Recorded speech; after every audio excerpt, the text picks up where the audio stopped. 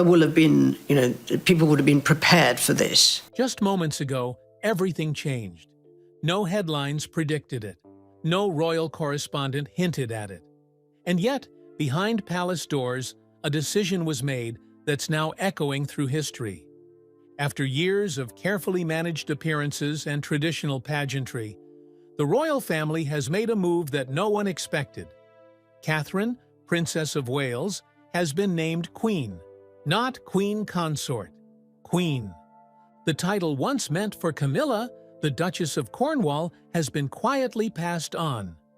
Camilla, who stood by King Charles's side through decades of controversy, has stepped back, and in her place, the world now sees Kate, the poised, steady, modern royal who's captured the hearts of a nation.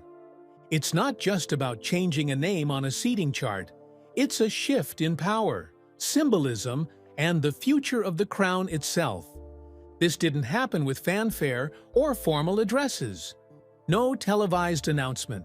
Just a subtle shift, one that carries weight. Royal watchers are scrambling, insiders whispering, and the public is stunned. Why now? What pushed the palace to act? And how did Kate Middleton, once a student from a middle-class family, become the centerpiece of the royal future? This isn't just royal news, it's a turning point. It's about legacy, about trust, about a country and a monarchy choosing a new face for a new era. So pour your tea, settle in, and let's uncover the truth behind the rise of Queen Catherine, the quiet storm who changed the royal story forever. She didn't ask for it, she didn't chase it, but somehow, through years of quiet dedication, Catherine has become something more than a royal figure. She's become a symbol. And now, with the title of Queen finally beside her name, that symbol has become a reality.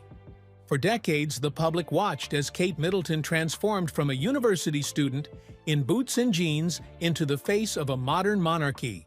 No scandals, no shortcuts, just grace under pressure and a calm that never cracked, even when the world tried to shake her.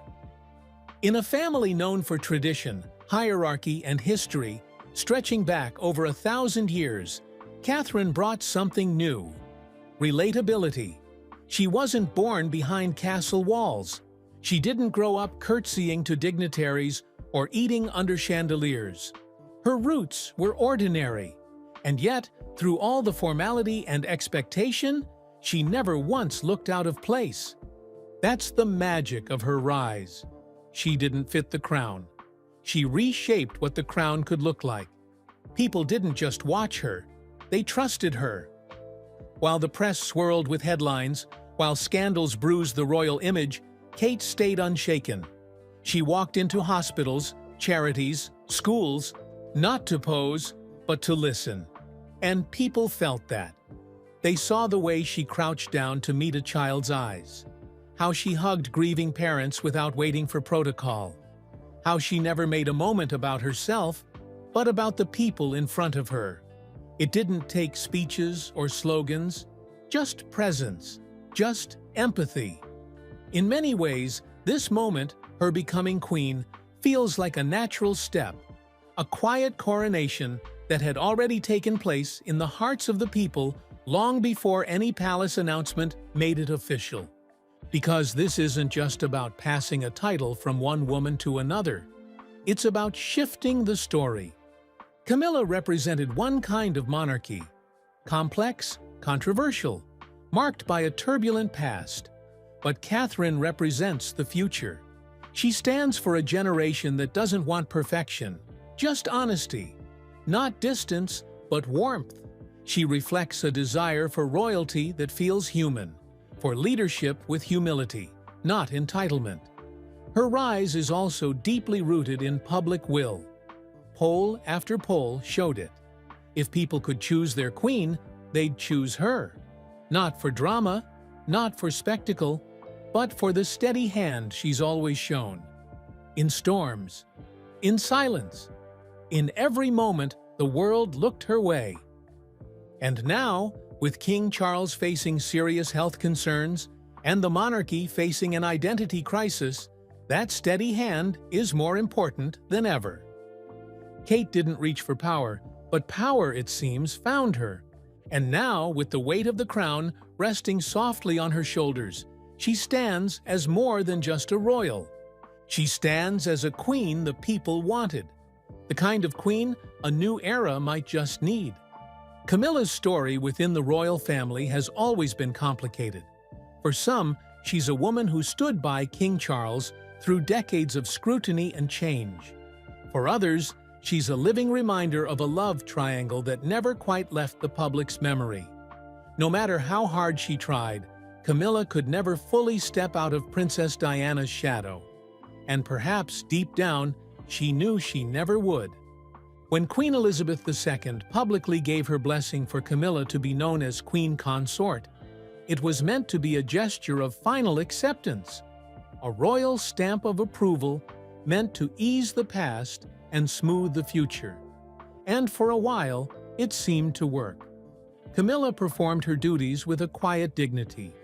She attended events, supported charities, and carried herself with restraint.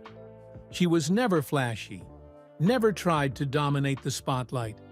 Her approach was understated, almost invisible at times. But while the palace may have accepted her, the people never fully did. That lingering discomfort, that quiet resistance, never quite went away. It wasn't about titles or formality, it was emotional. Diana was never forgotten. Her legacy lived on not only in her sons, but in the hearts of the British public.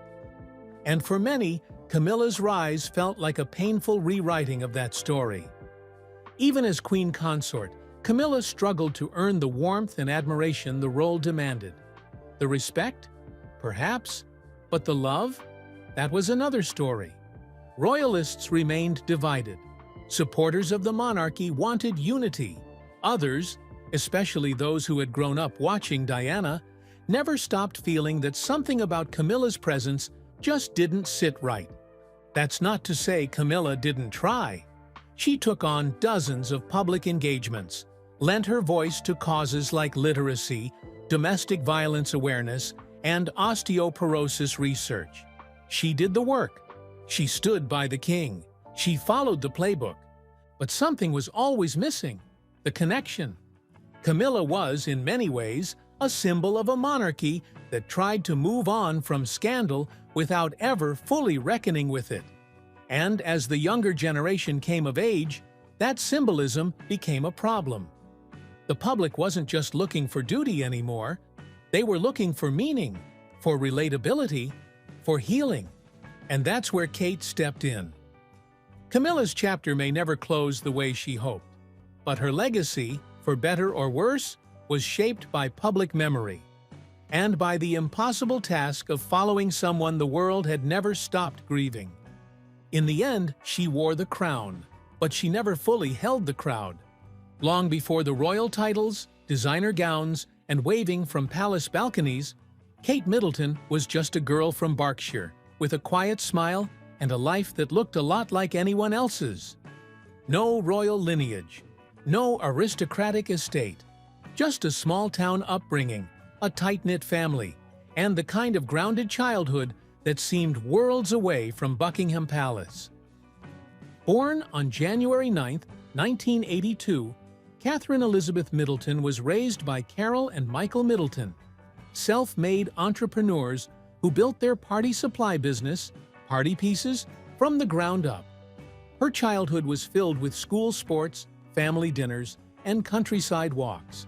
She wasn't born into legacy. She was raised on hard work, manners, and values. At school, Kate wasn't a rebel or a social climber. She was polite, athletic, dependable, someone who made friends easily and rarely made waves. She played field hockey. She studied hard.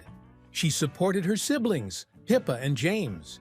By all accounts, she lived a normal, unremarkable life, until fate, or perhaps destiny, placed her in the same university halls as the future King of England. The University of St. Andrews in Scotland was where everything changed. Kate and Prince William started as classmates. They attended lectures together, studied in the same libraries, lived in the same residence halls. At first, it was friendship. Then came late-night dinners, shared laughs, and eventually, something deeper.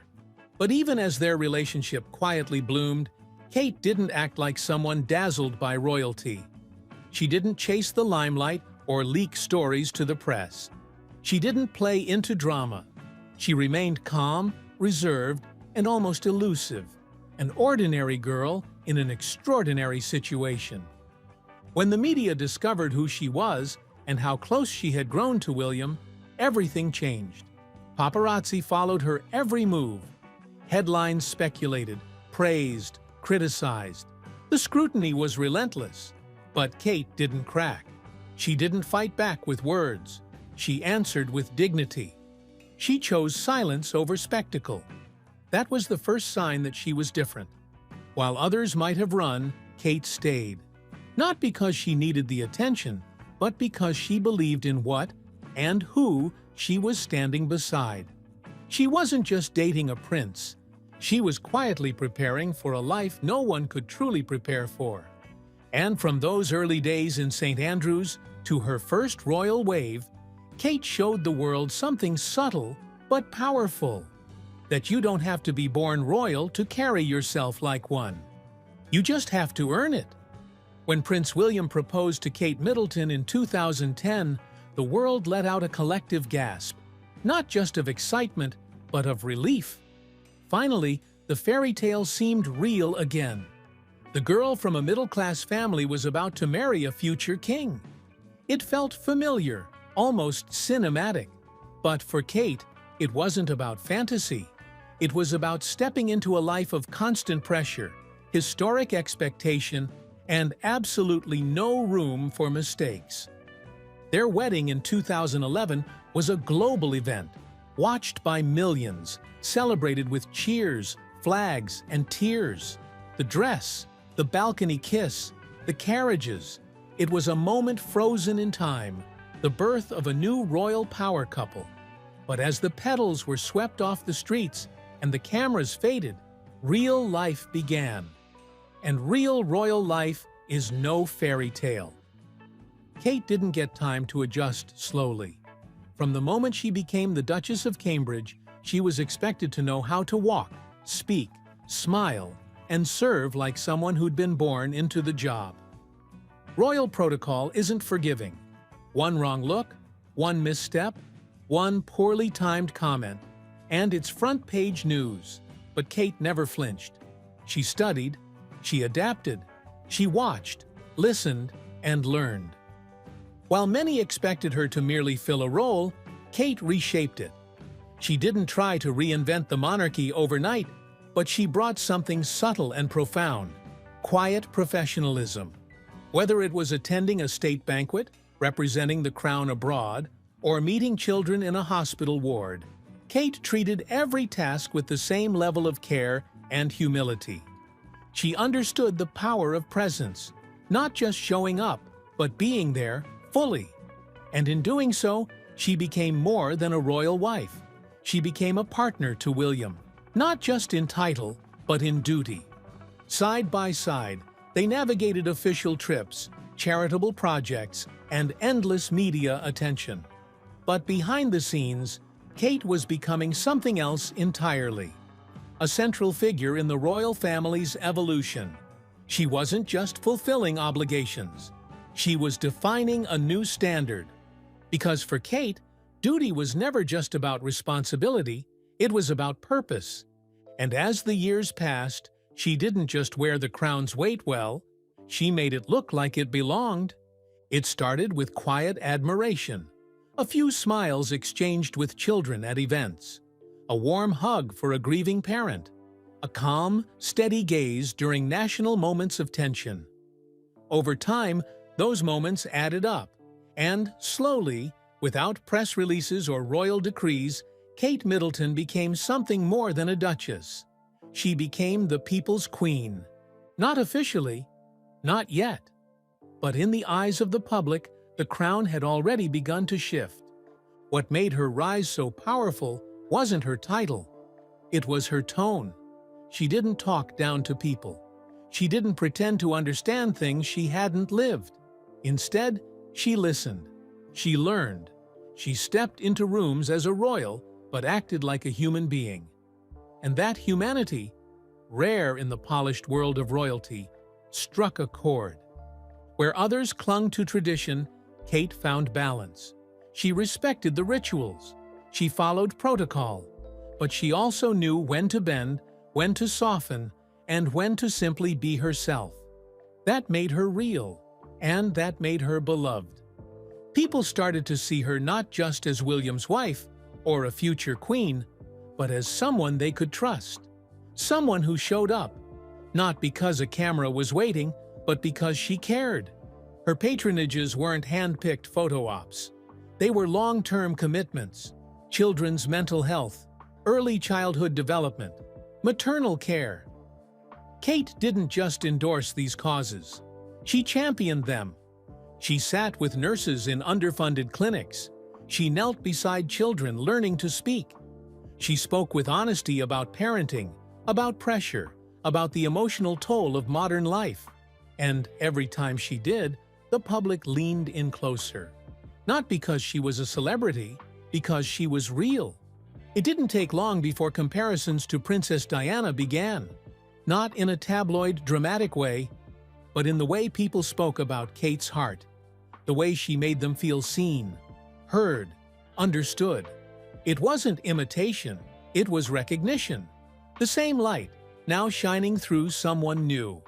And in a royal family often criticized for feeling distant, Kate brought warmth. She wasn't just a polished figurehead, she was a bridge between tradition and modernity, between duty and empathy.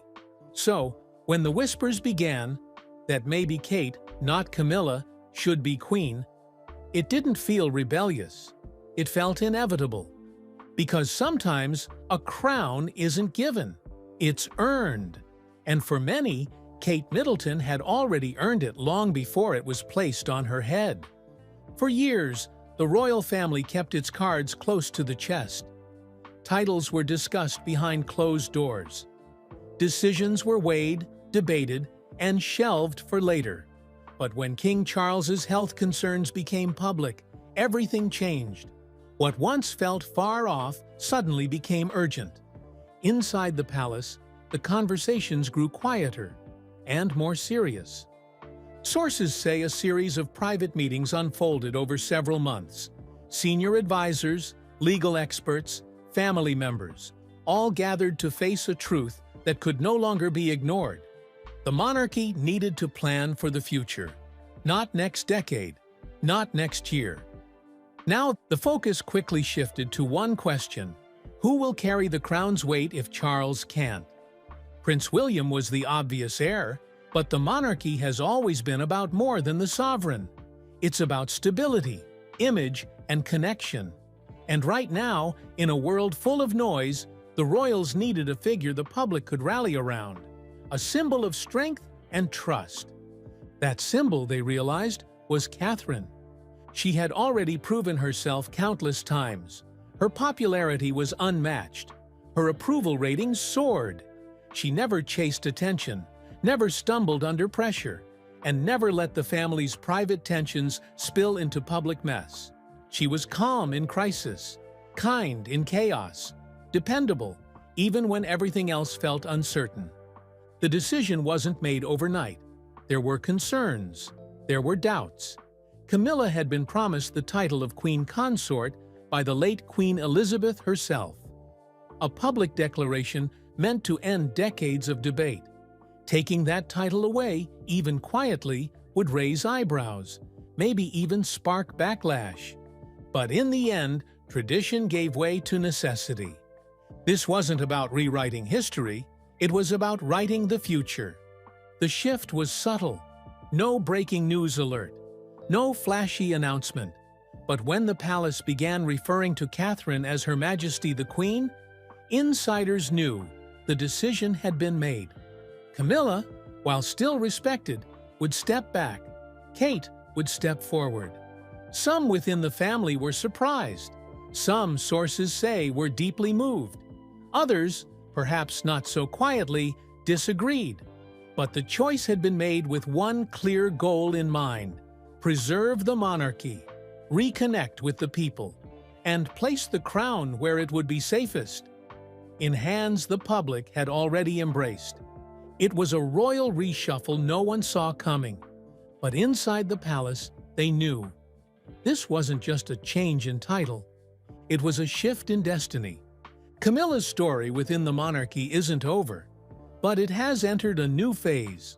After decades of standing beside King Charles, of enduring public criticism, quiet loyalty, and a slow climb toward public acceptance, Camilla is now stepping into the background, not with bitterness, not with spectacle, but with the same quiet dignity that has defined her time in the royal spotlight. The title of Queen Consort is no longer hers, and while the palace won't issue bold statements or dramatic press releases, the message is clear. Camilla is stepping aside, allowing a new chapter to begin. Not just for Catherine, but for the monarchy itself. For many years, Camilla worked hard to carve out her place in royal life. She aligned herself with causes she believed in: literacy, domestic abuse support, osteoporosis awareness. She kept a modest public profile, never demanding attention, never pushing boundaries. She played the long game, and for a time, it seemed to pay off. But no matter how many appearances she made, or how gracefully she fulfilled her duties, the weight of history was never far behind. The public, for all its politeness, never fully embraced her. The memory of Diana lingered, and while some softened, others never let go of the past. Still, Camilla remained steady. She never lashed out. She never asked for more. She knew the role, and she played it with quiet restraint. Now, as Catherine ascends and a new royal dynamic unfolds, Camilla is shifting her focus. Behind palace walls, she's expected to continue her work with charities, lend quiet support to King Charles, and maintain her presence where needed, but without the pressure of being the monarchy's leading lady. Her journey may never be universally celebrated, but it has earned a degree of respect. She may have worn the crown for a moment, but Camilla was never chasing a throne. And now, with the spotlight shifting, she returns to where she's always been most comfortable, just behind the curtain, loyal as ever. No story about the modern royal family is complete without Prince Harry. And no royal conflict has run deeper than the tension between him and Camilla. To the public, the story often appears as headlines and whispers, but beneath the surface, it's a web of old wounds, unresolved grief, and the quiet sting of decisions made long ago. For Harry, Camilla has never been just a stepmother. She's been a symbol of change, of betrayal, of a painful past that never really healed. When he released his memoir, Spare, Harry shattered royal tradition by speaking openly about his life inside the palace walls. No more silence, no more smiling through clenched teeth. And in those pages, he made one thing unmistakably clear: his resentment toward Camilla ran deep. He described her as strategic, calculating, someone who, in his eyes, used the press to clean up her image, at his family's expense. To Harry, she was part of the reason his mother, Princess Diana, suffered. Part of the reason the media felt like a weapon instead of a mirror. These weren't just private feelings anymore. They were printed, published, and devoured by millions, and they drove a wedge deeper into an already fractured family. Camilla, for her part, never responded publicly. That's never been her way, but insiders say the sting was real. After years of walking carefully, of slowly gaining a measure of acceptance, Harry's words reopened a chapter she hoped had been closed. And then there's Catherine, caught between roles. She's always been the peacemaker, the steady hand, the quiet force behind the scenes. But when the tension between Harry and Camilla reached a boiling point, Kate reportedly stepped out of her usual calm and drew a line. Not in anger, in protection.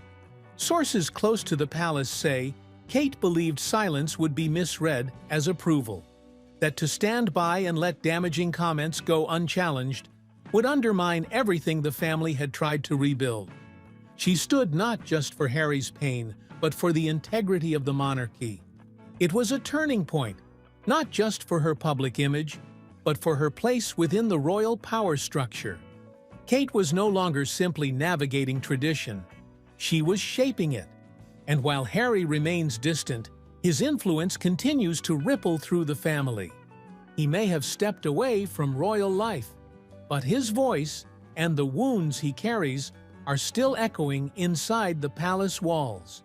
For years, the relationship between Kate and Camilla appeared perfectly polished. Smiles at public events, shared glances during ceremonies, the kind of choreographed unity the royal family is known for. But behind those carefully composed photos, something quieter was building. Tension. And now, that tension has turned into something impossible to ignore. What was once a subtle difference in approach has become a visible divide. Sources close to the palace say the friction between Kate and Camilla intensified after King Charles's health issues became public, and the pressure on the royal household began to mount. Royal duties had to be reassigned, public appearances had to be maintained, and all eyes turned to Kate, just as she was recovering from her own serious health battle. Camilla reportedly pushed for Kate to resume responsibilities sooner than expected. Events needed coverage. The public needed reassurance. But to Kate, the timing felt wrong, not just for herself, but for her family. She needed time to heal, space to recover, and pressure, no matter how politely delivered, felt more like a demand than a request. For someone like Kate, who has always respected royal duty, saying no wasn't easy, but this time she did. And in doing so, she drew a quiet but firm line. That moment shifted everything. It wasn't an explosive confrontation. There were no raised voices, no scandalous scenes, but there was a change in energy, a cooling of what had once been cordial. Kate, typically the diplomat, chose to prioritize her health and her children. Camilla, known for her traditional mindset, may have seen that choice as stepping out of line. What's clear is this: the days of forced smiles may be over. Kate's decision revealed a new layer to her role, one where she's no longer simply the dutiful daughter-in-law. She's a future queen in her own right, and with that comes the power to make decisions not just for herself, but for the image and direction of the monarchy. Camilla, meanwhile, is grappling with her place. Once elevated as Queen Consort, she now finds herself edged out of the spotlight by someone the public clearly favors, someone whose vision for royal life is quieter, more personal, and deeply grounded in empathy. This isn't just a clash of personalities, it's a battle between two visions of royalty. And it's the kind of quiet royal war that could reshape the crown's inner circle for years to come. The palace has always operated behind thick curtains, carefully measured statements, staged photo ops, and unshakable silence in the face of scandal. But in today's world, even the tightest royal control can't compete with the wildfire of social media and non-stop news cycles. And when word spread that Kate had stepped into the role of queen, displacing Camilla in the process, the public reaction was immediate, emotional, and deeply divided. Some called it overdue. Others called it cruel. But everyone had something to say. On one side stood those who had long hoped for this day, fans who saw in Kate a reflection of Princess Diana's heart and humility. For them, Kate wasn't just a royal by marriage. She was the quiet anchor of a family often rocked by scandal, someone who had never chased attention yet somehow earned all of it. Hashtags like #QueenKate trended worldwide. Editorials praised her poise, her silence, her grace. Comment sections filled with words like "finally," "deserved," and the queen we've been waiting for. To many, this wasn't just a shift in title, it was a course correction, a moment when the monarchy finally aligned with the will of the people. But on the other side, not everyone cheered. Supporters of Camilla felt the move was unjust, that it erased decades of service, loyalty, and quiet support. Some pointed out that Queen Elizabeth herself had endorsed Camilla's role, and that the decision to sideline her felt like a betrayal of that final wish. The media, of course, dove in headfirst. Tabloids speculated on feuds, commentators dissected body language, royal insiders leaked just enough to stir more questions than answers. The result? A storm of opinion that blurred fact and feeling. And caught in the middle, once again, was the monarchy itself. Because in the court of public opinion, titles mean little if they don't come with trust. And right now, the royal family is being judged not by its crowns, but by its choices. The divide may not be loud inside the palace, but outside its gates, the people have taken sides. And the future of the monarchy may depend on who they choose to follow. The British monarchy has survived wars, abdications, divorces, scandals, and centuries of shifting power. It has endured because it knows how to adapt, carefully, slowly, and usually behind closed doors. But now, with titles changing, trust wavering, and the royal family's internal divisions spilling into public view, the question is no longer if the monarchy will change. It's whether it can survive the kind of change that's already underway. King Charles's health has become a quiet but looming concern. While the palace insists he's still performing his duties, behind the scenes, there's no hiding the reality. Time is moving forward, and the future needs to be secured. That future rests with William and Kate, the couple the public sees as the bridge between ancient tradition and modern relevance. But what happens when that bridge is shaking? The fracture between Camilla and Kate isn't just personal, it's institutional. Two women, both queens in name, with very different histories, images, and relationships with the public. Their quiet clash exposes a deeper tension within the monarchy, a battle between old-world loyalty and new-world appeal. The royal family, once defined by stoicism and unity, now finds itself defined by contrasts. Kate's modern touch versus Camilla's tradition. Harry's rebellion versus William's responsibility. Transparency versus discretion. And the public is watching. Younger generations are asking harder questions. Why does the monarchy still exist? What purpose does it serve? And can an institution that often resists emotion survive in a world that now demands empathy? Kate offers part of the answer. Her style of leadership, soft, steady, sincere, is a new model, one that aligns with the emotional intelligence and authenticity today's public craves. But even she can't carry the crown alone. The monarchy will have to do more than simply pass down titles. It must rebuild trust. It must show unity, not through carefully edited Christmas cards, but through genuine connection, modern values, and a willingness to evolve beyond appearances. The Queen may now be Kate, but the real test isn't the crown she wears. It's whether the family and the institution behind it can wear the moment and survive it. The crown has shifted, not just from one head to another, but from one era to the next. With Catherine now stepping fully into the role of queen, the British monarchy finds itself standing at a crossroads. One path leads deeper into tradition, the comfort of ceremonies, protocol, and old-world hierarchy. The other leads toward evolution, where titles matter less than trust, and where the weight of royalty is carried not by entitlement, but by earned respect. Kate represents the latter. She isn't just filling a role, she's redefining it. Through years of silence, patience, and unshakable grace, she has become a symbol of what modern royalty can look like: approachable, compassionate, and unafraid to lead with empathy. She has never demanded attention, but she commands it, not through spectacle, but through steadiness. Camillas Chapter, though complex and often misunderstood, has contributed to the institution in ways that shouldn't be ignored. Her presence beside Charles provided him with strength during the most critical chapter of his reign. But history moves fast, and public sentiment moves faster. The people have spoken, and the palace this time seems to have listened.